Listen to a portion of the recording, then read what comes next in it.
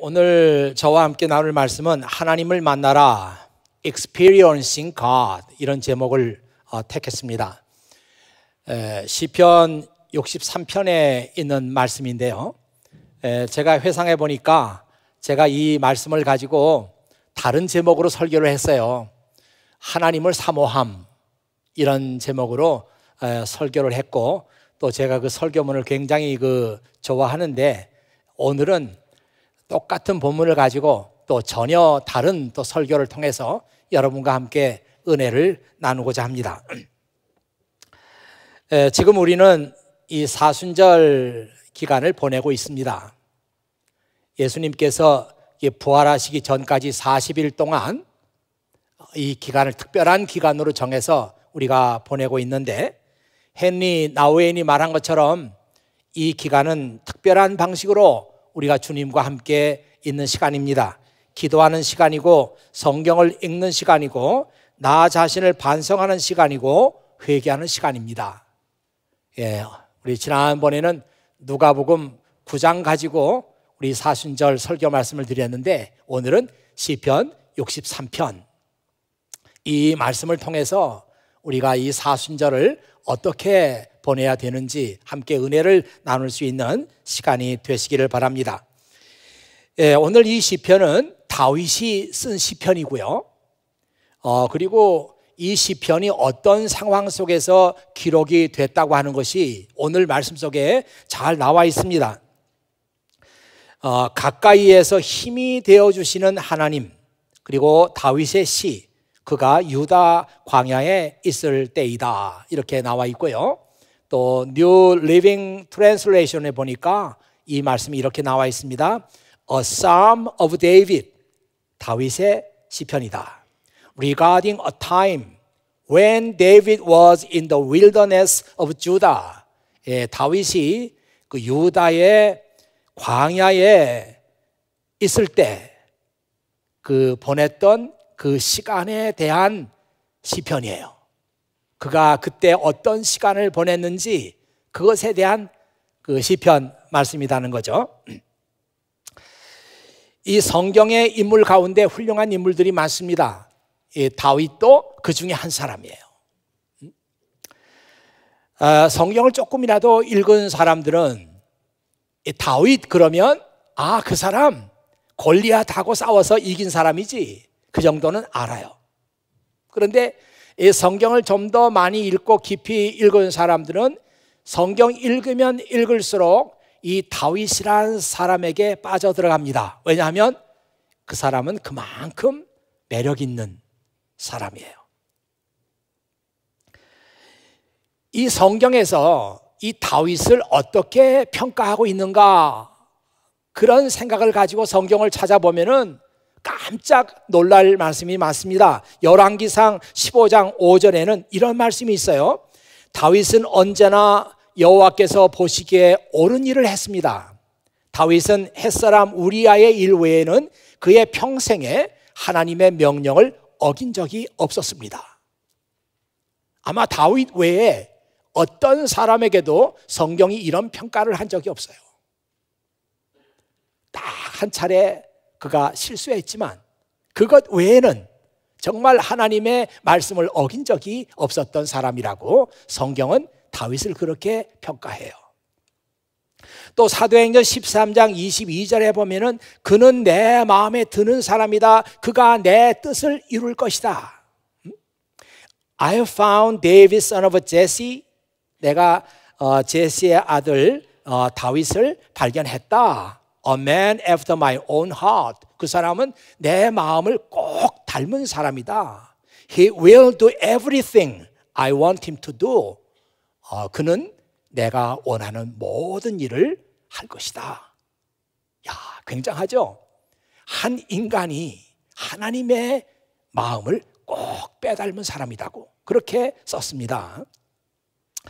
또 사무엘상 13장 14절에 보면 그 사도행전에서 얘기했던 버전이 조금 다르게 나와 있어요. Now your kingdom must end. 너의 왕국은 이제 끝난다. For the Lord has sought out a man after his own heart. 왜냐하면 주님께서 그의 마음에 꼭 드는 사람을 찾으셨기 때문이다. The Lord has already appointed him to be the leader of his people. 하나님은 벌써 그 사람을 그의 백성의 지도자로 임명하셨다. Because you have not kept the Lord's command. 네가 하나님 명령을 지키지 않았기 때문이다. 네, 이 말씀은 사무엘이라는 사람을 통해 가지고 그 당시 왕이었던 사울에게 전달했던 하나님의 메시지예요. 내가 하나님 말씀 지키지 않으니까 하나님께서는 그 마음에 꼭 드는 사람을 찾으셨고 벌써 그 사람을 이 백성의 리더로 하나님께서 임명하셨다. 이렇게 나와 있죠. 다윗은 이렇게 하나님의 마음에 든 사람이었어요. 그리고 아무것도 아닌 그 다윗을 하나님께서는 지도자로, 리더로 이렇게 올려주셨습니다. 이제 여러분들이 지금부터 저의 말씀을 잘 들어보세요. 야, 이렇게 하나님의 마음에 꼭 들었던 사람, 그렇게 하나님께서 칭찬했던 사람, 야, 그러면 그 사람은 행복하고 아무것도 부족함이 없고 그런 삶을 살았겠구나. 아마 사람들은 그렇게 생각할 겁니다. 그런데 성경에 보면 다윗은 전혀 그렇지 않았어요.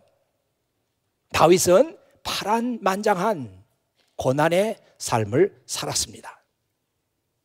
그의 삶이 순탄하고 행복했던 것이 아니라 고난의 삶의 연속이었어요. 왜 그에게 그런 많은 고난이 다가왔는가? 성경을 읽어보면 그 많은 고난들이 사울이라고 하는 한 사람을 통해서 왔습니다. 그런데 또 성경을 잘 읽어보면 야, 사울이란 사람은 다윗의 생애에서 뗄래야 뗄 수 없는 사람이구나. 그가 있었기 때문에 다윗이 있게 되는 거구나. 그런 생각을 하게 됩니다. 오늘 시편 63편이 그래요. 그를 죽이려고 하는 사울을 피해서 다윗은 유대 광야로 갔습니다. 유대 광야는요, 요단강 계곡을 따라서 길게 형성되어 있는 황무지예요. 남북으로 길게 약 100km, 그리고 폭은 약 20km쯤 이 거대한 황무지, 광야입니다. 그래서 이 유대 광야 속에 유명한 엔게디 황무지가 있는 거예요. 여기는 아무것도 살지 않습니다. 풀도 없어요. 물도 없어요. 사람이 살 수 있는 곳이 아닙니다. 한번 여러분 지금 그 엔게디 황무지 거기 한번 보세요. 예, 지금 화면에 약간 제가 보기에는 검게 나가고 있는데, 지금 이게 주디언 윌더네스라고 나와 있잖아요. 유대 광야예요, 여기가. 끝없이 펼쳐지는 모래 언덕, 바위 산. 여기서 어떻게 살아요? 도대체 다윗이라는 사람이 이 그 엔게디 황무지에서 몇 년이나 살았을까? 제가 그런 관심을 가지고 찾아보니까 어떤 학자들은 적어도 5년에서 6년은 살았다, 이렇게 말하는 학자들이 있고, 어떤 학자들은 무슨 소리냐, 거기서 12년 살았다는 거예요.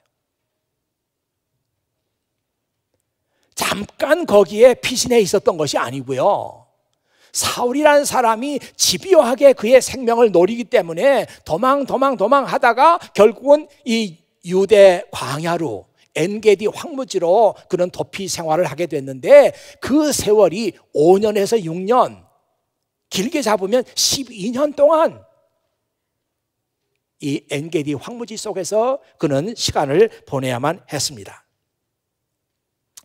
이것이 우리의 인생이에요.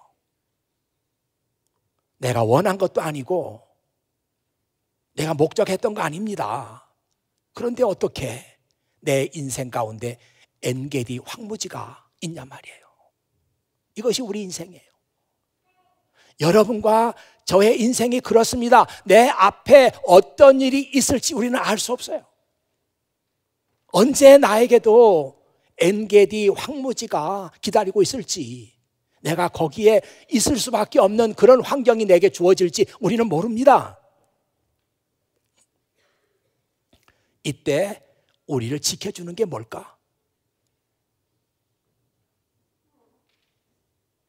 오늘 그래서 우리는 이 다윗을 눈여겨보는 거예요. 아, 이 다윗이라는 사람이 엔게디 황무지에 빠져들었는데 거기서 도피 생활하면서 5년, 6년 아니면 12년을 보내야 됐는데 그때 그를 지켜주고 붙들어줬던 것이 뭘까?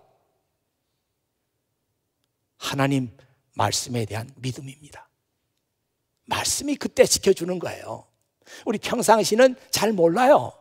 그런데 막상 시련과 어려움과 엔게디 황무지가 내 앞에 나타나게 되면 그때 나를 지켜주는 것은 하나님 말씀에 대한 믿음밖에는 없습니다. 여러분 아시죠? 사도 바울이 로마서 8장 28절에서 했던 말씀, 이런 말씀들은 여러분들이 절수도 기억해야 되고요, 그 내용도 말씀도 암송해야 됩니다. 하나님을 사랑하는 자, 곧 그 뜻대로 부르심을 입은 자들에게는 모든 것이 합력하여 선을 이루느니라. 예, 그 엔게디 황무지에 우리가 빠져도 이 말씀에 대한 믿음만 있으면 돼요. 하나님을 사랑하는 자, 곧 그 뜻대로 부르심을 입은 자들에게는 모든 것이 합력해서 하나님의 선, 하나님의 아름다움을 이룹니다. 여러분이 이 말씀을 읽을 때도 어디다가 여러분의 시선을 둬야 하느냐면 하나님을 사랑하는 자, 여기 둬야 돼요. 여러분의 시선이 선을 이루느니라, 결국 잘 되느니라, 여기에 가 있으면 안 돼요. 여러분의 시선은 하나님을 사랑하는 자, 여기 가 있어야 합니다. 왜냐하면 하나님을 사랑하는 사람들에게 모든 것이 합력해서 선을 이루는 것은 자동적이에요. 자동적으로 되는 거니까 거기는 마음 쓸 필요 없어요. 엔게디 황무지 안에서도 내가 하나님을 사랑하는 마음, 그 마음 가지고 있으면 하나님께서 이 모든 상황을 바꿔주십니다. 이게 로마서 8장 28절 아니에요? 엔게디 황무지에 있는 사람에게 무엇이 그를 지켜주느냐? 하나님 말씀에 대한 믿음입니다. 이거 있으면 돼요. 다윗은 하나님을 사랑했습니다. 그런 그가 왜 그런 혹독한 광야에서 도피 생활을 해야 했습니까? 그리고 그가 하나님을 사랑했다면 정말 그가 겪고 경험했던 모든 것이 합력해서 정말 로마서 8장 28절 말씀처럼 선을 이루었느냐? 예, 선을 이루었어요.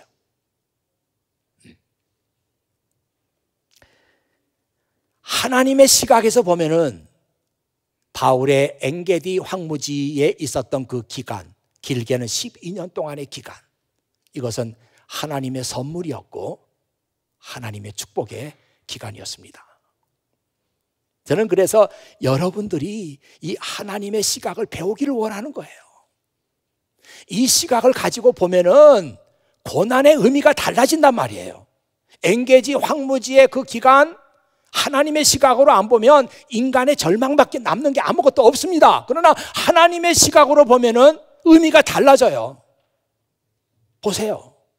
다윗은 그 기간 동안에 많은 시편을 썼습니다. 어떤 사람이 분석해 봤는데 다윗이 쓴 시편 150편 전부는 아니에요. 150편 전부가 다윗의 작품은 아닙니다. 그 중에서 한 130개 정도 다윗이 썼다고 하면, 어떤 사람이 분석을 해봤는데 다윗의 시편 가운데 이 엔게디 황무지 유대 광야에서 있었던 그 경험을 가지고 쓴 시편들이 30개가 넘는다. 예.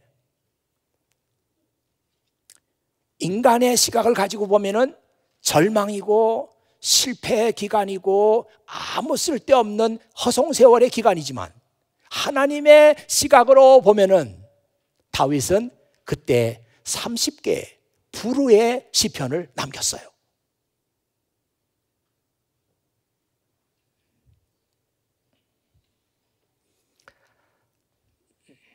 모든 위대한 그 창조물들을 보면요, 행복하고 편안하고 좋았던 그 시대에 위대한 창조물이 나오지 않습니다. 다 그 위대한 창조물들을 보면 고난의 시간에 어둡고 긴 터널을 지나면서 그 기간 동안에 위대한 창조물들이 나오는 거예요. 제가 그 진주 조개가 어떻게 그 진주를 만드나 아주 재미있는 책을 읽었어요. 이 진주 조개는 자기가 원해서 진주를 만드는 게 아닙니다. 어떻게 하다가 이물질이 조개 속으로 들어가는 거예요. 그 이물질이 들어가서 연한 조개의 살을 아프게 합니다. 그러면 조개는 그 아프니까 그 아픔을 면하려고 끊임없이 분비물을 내가지고 그 이물질을 감싸는 거예요. 이걸 수천 번, 수만 번 반복합니다. 아프니까. 그리고 어느 사이에 그 이물질은 아주 영롱한 진주로 변해 있는 거예요. 이것을 안 그 진주 양식하는 사람들이 억지로 조개를 이렇게 입을 벌리고 거기다 이물질을 집어넣습니다. 너 좀 빨리 진주 만들어 하면서 집어넣는 거예요.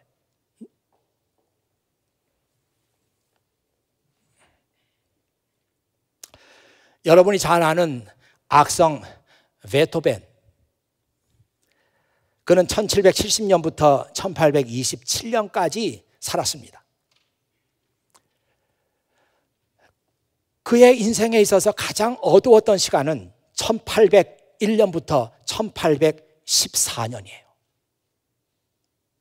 그때가 가장 어렵고 힘든 작곡가로서 그 시기를 살았습니다. 1801년은 어떤 해인가 하면은 그의 귀가 문제가 생겨가지고 들리지 않기 시작하는 증세가 나타난 그 연도고요. 14년은 완전히 청력을 잃어버려서 아무것도 들을 수 없는 그런 연도입니다. 1801년부터 1814년까지 가장 암울하고 이 작곡가에게는 사형 선고나 마찬가지인 그런 절망의 시간이었죠. 그런데 놀라운 것은 그가 남긴 많은 그 피아노 소나타 곡들, 그리고 그가 남긴 많은 교향 곡들, 제가 정말 이렇게 연도별로 이렇게 쭉 보니까 그 많은 주옥 같은 작품들이 1801년에서부터 1814년 요 사이에 다 나왔어요. 정말 어떻게 감동적인 그런 얘기 아닙니까? 작곡가가 소리가 안 들리는데 모든 것을 포기하고 이제는 술이나 마시고 저 골방에 앉아가지고 울고 짜고 그렇게 지내야 할 사람이 1801년부터 1814년까지 그의 모든 작품들이 거의 이 시기에 나왔어요. 제가 설교문에는 써놨습니다만은 보세요. 피아노 소나타 14번 월광곡, 15번 전원이 1801년에 나왔고요. 많은 사람들이 좋아하는 엘리제를 위하여 1810년에 나왔고요. 그리고 합창이라고 불리는 교향곡 9번, 이게 4악장 중에 그 환희의 송가라고 나오는데 제가 설교문 수정합니다. The Choral Fantasy가 아니고 Ode to Joy, 그 환희의 송가, 그게 몇 년에 나왔는가 하면은 1824년에 나왔습니다. 그때는 완전히 아무것도 들을 수 없는 때예요. 그때 이 교향곡 9번이 그때 나왔어요. 또 여러분이 잘 아는 그 베토벤의 교향곡 5번 운명, 그것은 1808년에 나왔습니다. 전문가들의 얘기를 그래서 읽어보니까 베토벤의 그 많은 곡들 가운데 그 베토벤의 교향곡 제9번, 지금 화면에 나가고 있습니다. 심포니 넘버 9, 이 곡 이게 베토벤의 여러 곡들 가운데 가장 위대하고 다른 어떤 그 곡들하고 비교해도 이 곡이 가장 우수하다. 그래서 이 곡이 그 유네스코 세계 기록 유산으로 지정이 됐습니다. 이때가 1824년이에요. 뭐 14년에 거의 귀가 안 들렸으니까요. 24년에는 아무것도 들리지 않는 그런 때였어요. 베토벤의 많은 그 곡들은 그가 가장 어렵고 힘든 시간을 보냈던 그 시기에 나왔어요. 다윗도 마찬가지입니다. 그의 불후의 시편들이 언제 나왔느냐? 그가 엔게디 황무지에서 시간을 보내고 있을 때 불후의 시편들이 그때 쏟아져 나왔어요. 자, 두 번째로 이 유대 광야 엔게디 황무지에서의 악몽 같은 그 삶은 다윗으로 하여금 하나님만 바라보게 했습니다. 다윗에게는 대단히 미안한 얘기지만 하나님께서는 이 다윗을 엔게디 황무지로 이끌고 가서 거기서 하나님을 찾게 하시고 그래서 하나님을 만나게 하신 거예요. 그러니까 그 시기가 하나님의 시각에서 보면은 결코 절망의 세월이 아닙니다. 그때는 정말 하나님께서 그에게 선물을 주신 거예요. 야, 이 환경 속에서 너는 나를 만나야 하지 않겠느냐? 나를 찾아야 되지 않겠느냐? 그래서 내 인생이 이 엔게디 황무지가 있음으로 해서 달라져야 되지 않겠느냐? 그렇게 하나님께서 그를 그쪽으로 이끌고 가신 거예요. 오늘 시편 그 63편 말씀을 보면은 다윗이 하나님께 어떤 믿음을 가지고 있었고 어떻게 그의 생애가 변화됐다고 하는 것이 시편 63편 말씀 속에 나와 있습니다. 한번 보세요, 여러분.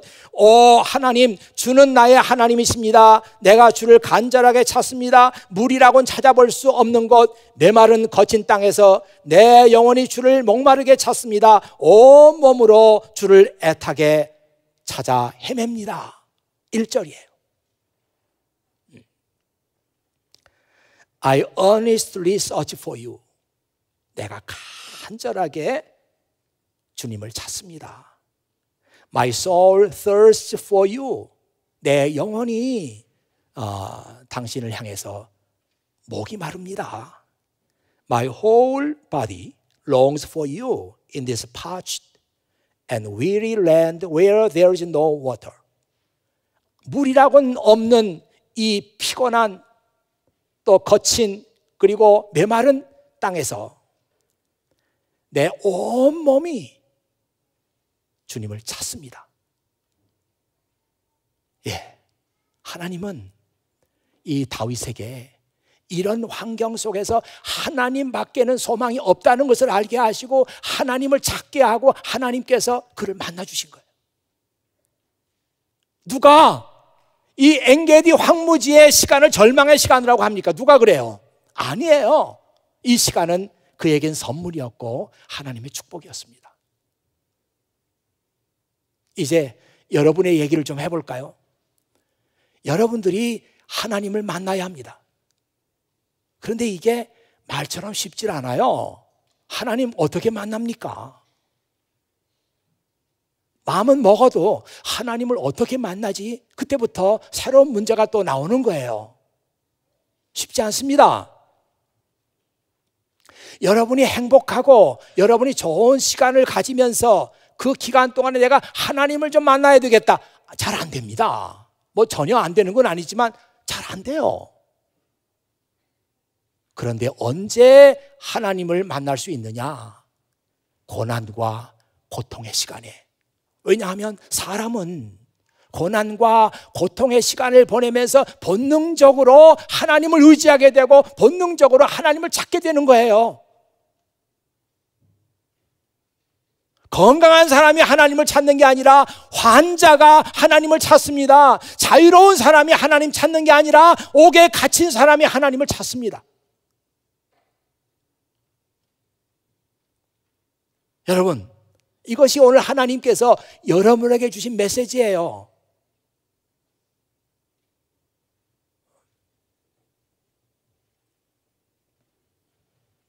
많은 사람들은 하나님을 찾기를 원한다고 하면서도 그 자리에 가만히 앉아 있어요. 하나님, 저 좀 만나주세요. 그러면 사실 그런 기도라도 하는 사람들은 괜찮아요. 그래도. 근데 그런 기도도 잘 안 합니다. 여러분 생각해 보세요. 기도하면서 하나님 저 좀 만나주세요. 이런 기도 하신 분들 몇 명이나 돼요? 손 들어볼까요? 다른 기도 말고 하나님 저 좀 만나주세요. 이런 기도라도 하신 분들 얼마나 됩니까?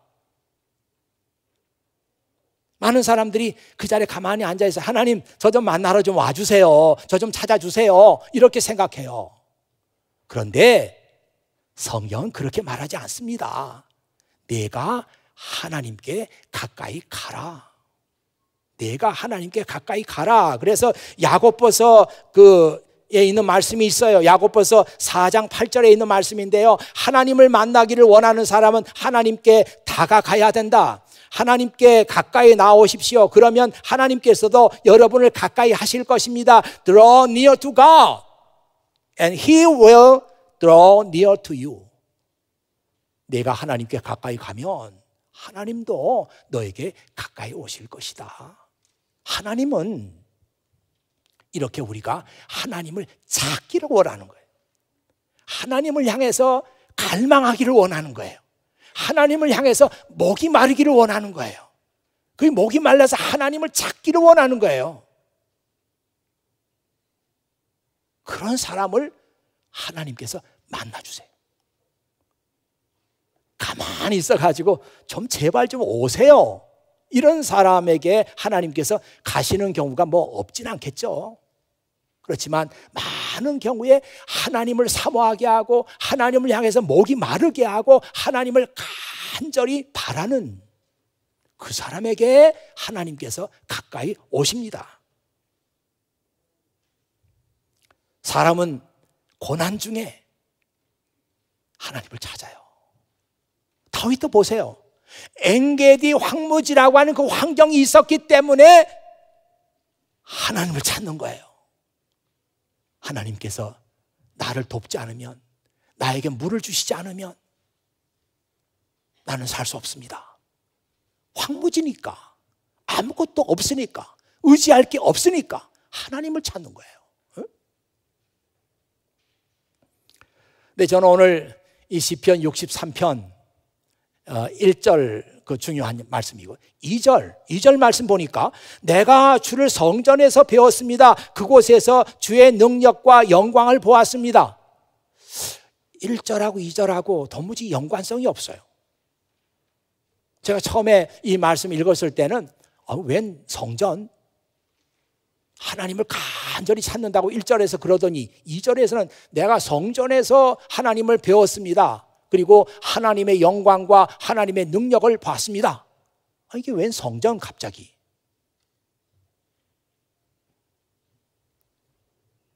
그래서 제가 말씀을 더 읽어보고 조사를 해봤더니 몇몇 영어 성경 버전들은 그 2절 앞에다가 so라고 하는 그 접속사를 넣어놨어요.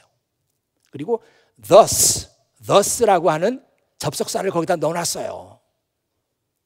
이 so나 thus라고 하는 그 접속사는 앞에 있는 말과 뒤의 말을 이어주는 겁니다.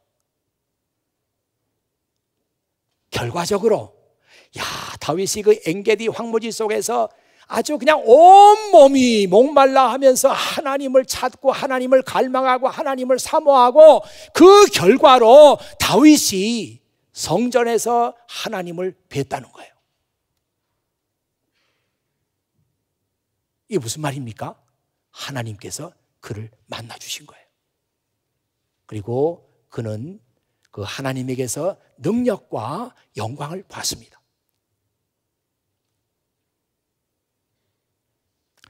그래도 우리가 이게 도대체 무슨 말인지 잘 이해가 안 가요. 성전, 지금 황무지, 엔게디 황무지에서 하나님께서 만나 주셔야지 웬 성전? 그때 당시에 사람들은 하나님을 아는 지식이 매우 제한되어 있었어요.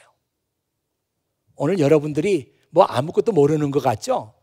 이미 하나님께 대해서 여러분은 많이 알고 있는 거예요. 이 다윗까지도 하나님을 만나는 장소는 성전이라고 생각한 거예요. 그래서 아마 어떻게 된 건지 정확하게 모르지만 그렇게 하나님을 갈망하다가 아마 환상을 봤는지도 몰라. 환상 속에서 그는 하나님의 성전에 자기 자신이 있는 것을 봤어요. 아, 거기서 하나님을 만난 거예요. 거기서 하나님의 영광과 하나님의 능력을 본 거예요. 거기서.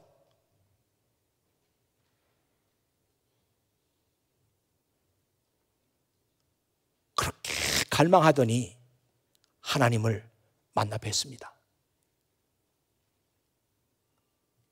그럼 뭐가 어떻게 돼요? 여러분들이 정말 하나님을 만나고 하나님을 경험하게 되면 뭐가 어떻게 됩니까? 뭐가 어떻게 달라지는 게 뭐예요, 도대체가? 오늘 시편 3절 말씀이 그겁니다. 이 3절 말씀에 보니까요, 주의 사랑이 내 목숨보다 좋기에 내가 주를 찬양할 것입니다. 여러분 화면에 보시죠? 이 말씀이 개역성경에는 주의 인자가 생명보다 나음으로 내 입술이 주를 찬양할 것이라. 멋져요. 근데 무슨 말인지 몰라요. 주의 인자가 생명보다 나음으로 내 입술이 주를 찬양할 것이라. 아마 이 가사, 이 말씀 가지고 무슨 노래도 만든 것 내가 알아요. 노래도 이 가사로 나온 게 있어요. 주의 인자가 생명보다 나음으로. 무슨 말인지 몰라. 오늘 쉬운 성경에는 주의 사랑이 내 목숨보다 좋기에 내가 주를 찬양할 것입니다. 하나님을 만나기를 소망하고 갈망하다가 그가 하나님을 드디어 만났어요. 그래서 3절이 나온 겁니다. 이게 뭐예요? 여러분 3절 말씀 읽으면서 주의 사랑이 내 목숨보다 좋기에 내가 주를 찬양할 것입니다. 주의 인자가 생명보다 나음으로 내 입술이 주를 찬양할 것입니다. 이게 뭐 어떻다는 거예요? 여러분은 여기서 뭘 봐야 되는가 하면 그의 입에서 나오는 찬양의 주제, 그의 입에서 나오는 기도의 주제가 바뀌고 있는 것을 봐야 됩니다. 그 예전에는 자기 목숨이 주제였어요. 아, 저 죽을 것 같습니다. 저 만나주세요. 그랬던 사람이 하나님 만나고 나니까 찬양 가사가 달라졌어요.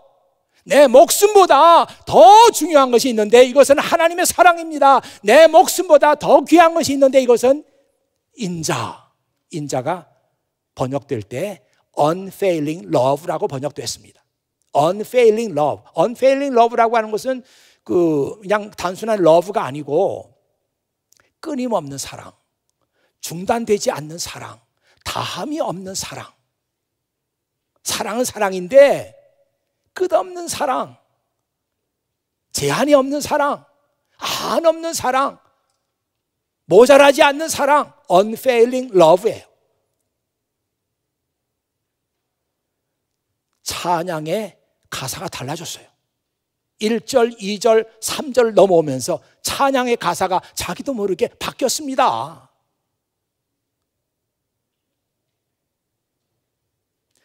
오 절 보세요. 가장 좋은 음식을 먹은 것처럼 내가 만족할 것입니다. 크게 기뻐하며 내가 주를 찬송하겠습니다. 사실 이 말이 이렇게 번역이 되어 있지만 더 좋은 번역은 하나님 만나고 나니까 하나님의 사랑이 귀한 것을 알았고 내 목숨보다 하나님의 사랑이 더 중요한 거 알았어요. 그리고 5절의 이 말씀은 밥을 안 먹어도 배가 부르다는 거예요. 밥을 안 먹어도 배가 불러요. 아니, 하나님 경험하고 나니까 배고픔, 그 광야에서 배고픔을 어떻게 이깁니까? 이것이 그의 주제였어요. 먹을 게 없다고 한탄하는 것이 그의 주제였지만 하나님 사랑, 하나님을 경험하고 나니까 아니, 밥보다 더 중요한 게 있어요. 밥을 안 먹어도 우리는 배가 부르다 그럽니다.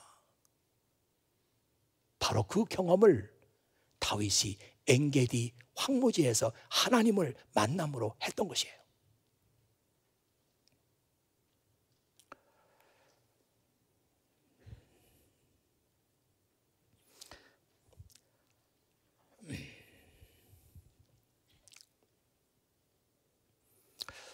여러분, 이제 제 설교를 마치려고 합니다. 여기서 우리가 결코 놓치지 않아야 될 중요한 문제가 있는데, 하나님을 만났던 그 경험, 이게 다윗이 가지고 있었던 모든 문제들을 한 방에 다 날려버렸어요. 배고픔, 추위, 내 목숨, 이것이 그의 주제였는데 하나님 만나고 나니까 무슨 소리, 이런 건 아무것도 아니에요. 내 인생에서 지금 내가 있는 이 환경 속에서도 이것보다 더 소중한 게 있다는 것을 그가 발견한 거예요. 그 발견하고 나니까 배고픔, 밥 안 먹어도 배가 부르다니까요. 여기 말씀에도 나와 있죠. 몇 절입니까? 7절에 나와 있는데요.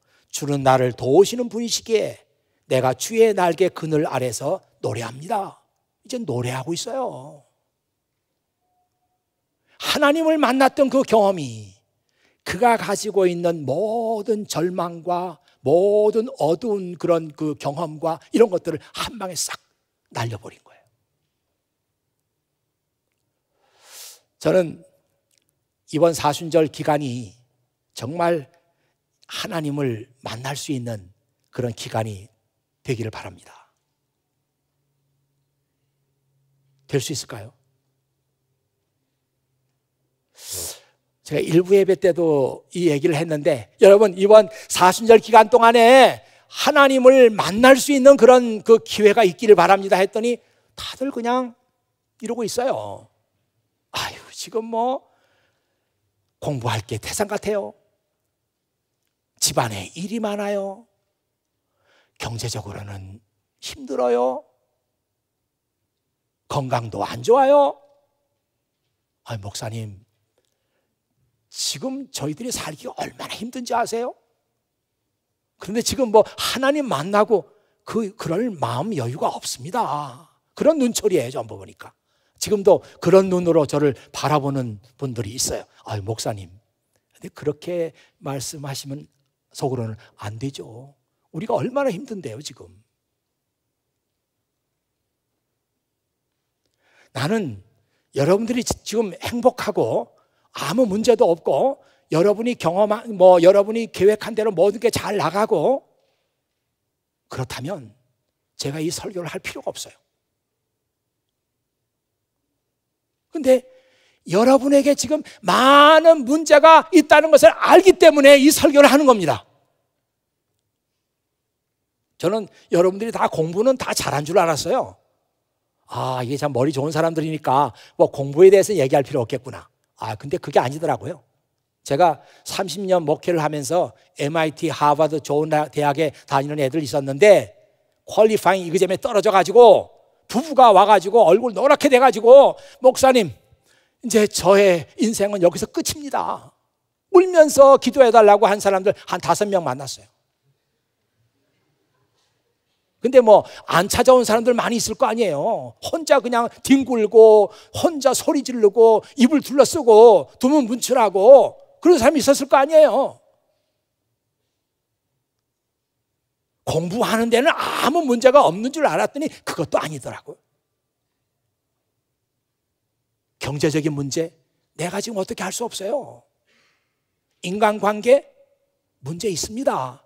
교수하고 관계 문제 있어요. 우리 공부하는 사람들 얘기만 해서 안 됐습니다. 여기 이민 와서 사시는 분들 문제 없습니까? 있어요. 이거 뭐 미국에 와가지고 뼈 빠지게 이래도 돈도 안 벌리고 이러다가 내 인생 여기서 끝나는 건가? 그런 생각 안 해보셨습니까? 안 해보시고 살면 그게 사람입니까? 미국까지 와가지고 내 인생 여기서 끝나나 보다, 이런 생각이 하루에 몇 번씩이나 드는 거예요. 제가 얘기했잖아요. 하나님을 어떤 사람들이 만나냐? 문제가 있는 사람들이 만나는 거예요. 절망을 경험한 사람들이 하나님 만나는 거예요. 아픈 사람들이 하나님 만나는 거예요. 힘든 사람이 하나님 만나는 거예요. 그래서 지금 여러분들이 하나님을 만나야 할 시기입니다. 얘기했잖아요. 다윗은 하나님을 만났던 그 경험을 가지고 그가 겪고 있는 모든 문제들을 한 방에 날려버렸다고. 그래서 그의 기도가 바뀌었고 그의 찬양의 가사가 바뀌었다고 했잖아요. 그때까지는 아이고 내가 죽을 것 같다, 아이고 목말라 죽겠네, 아 추워 죽겠네, 먹을 게 없네, 이게 그의 노래였어요. 그게 그의 그 기도 제목이었어요. 달라졌잖아요. 왜? 하나님 만났기 때문에. 저는 여러분들이 그 하나님을 만나기를 바라는 거예요. 이거 뒤로 미룰 사항이 아닙니다. 목사님 전 지금 바빠요, 그거 아니래도 그럴 사항 아니에요. 아유 새벽엔 전 잠이 많아요, 그렇게 말할 사항 아니에요. 여러분의 인생이 복받는 길이에요. 하나님 만나야 됩니다. 그리고 오늘 다윗이 마지막 8절에서 고백하고 있는 그 고백, 여러분도 해야 됩니다. 그 고백 마지막에 이렇게 나와 있어요. 내가 주께 가까이 다가가니 주께서 오른손으로 나를 붙들어 주십니다. I draw near to you. 나는 주님께 가까이 갑니다. Your strong right hand. 주님의 강한 오른손이 holds me securely. 나를 안전하게 잘 붙들어 주십니다. 그래서 하나님 만나야 되는 거예요. 이 하나님 만났던 이 경험 가지고 여러분의 인생 다 할 때까지 하나님의 그 강한 오른손이 나를 붙들고 계신다. 나는 그분의 은혜의 날개 아래 속에서 내 인생은 안전하다. 이 고백 가지고 여러분 인생을 살도록 하나님 만나라고 하는 거예요. 뒤로 미룰 상황 아닙니다. 졸리다고 찡얼댈 문제 아니에요. 나는 아니야, 그렇게 말할 문제 아니에요. 저는 새벽기도 나갈 만큼 믿음 없어요, 그렇게 말할 상황 아니에요. 우리 마지막 8절, 내가 주께 가까이 다가가니 주께서 오른손으로 나를 붙들어 주십니다. 우리 한 목소리로 한번 우리의 신앙 고백 한번 해보시죠. 같이 하겠습니다. 내가 주께 가까이 다가가니 주께서 오른손으로 나를 붙들어 주십니다. 아멘.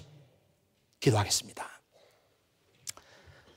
사랑과 은혜가 충만하신 아버지 하나님, 이 아침에도 세상 어디에서도 들을 수 없는 하나님의 말씀을 듣게 하시니 진실로 감사드립니다. 여기에 있는 사랑하는 자녀들이 하나님을 인격적으로 만나기를 원합니다. 하나님께 가까이 다가가기를 원합니다. 그래서 하나님을 만나는 경험을 하기를 원합니다. 그래서 지금 내가 가지고 있는 많은 문제들을 한 방에 다 날려버리기를 원합니다. 내 찬송의 가사가 달라지기를 원합니다. 내 기도의 내용이 달라지기를 원합니다. 내가 하나님께 가까이 다가가니 주께서 강한 오른손으로 나를 붙들어 주십니다. 이렇게 고백하는 인생이 되기를 원합니다. 아버지 하나님께서 오늘 우리의 고백을 주님께 올려드리는 사랑하는 모든 자녀들의 기도를 들으시고 응답하여 주시옵소서. 예수 그리스도의 이름으로 기도하옵나이다. 아멘.